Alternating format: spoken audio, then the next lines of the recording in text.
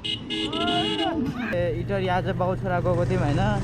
हामी दुईजना इटरी गएको थियौँ। बाइक चाहिँ बेलबारीमा राखेर बसबाट गएको थियौँ होइन। बाटोमै सुतिरहेछ त हौ कुकुर त। खिल्चाइदिउँ क्या हो।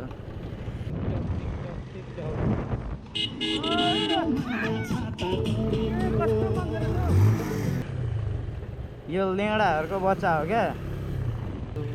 हाम्रो यो गाउँको बाटो चाहिँ लास्टै खत्तम बनाइदिएछ मामफुली।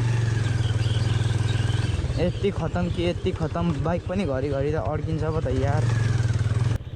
मेरै हो बाटो भनेर छेकिरहेको थियो राँडीको चोक्टाहरूले, हेर्नु भएन।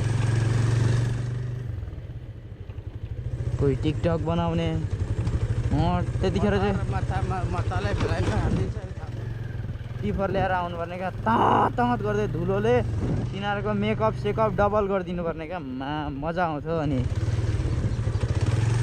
अनि यत्रो आलु खाँदै टिकटक बना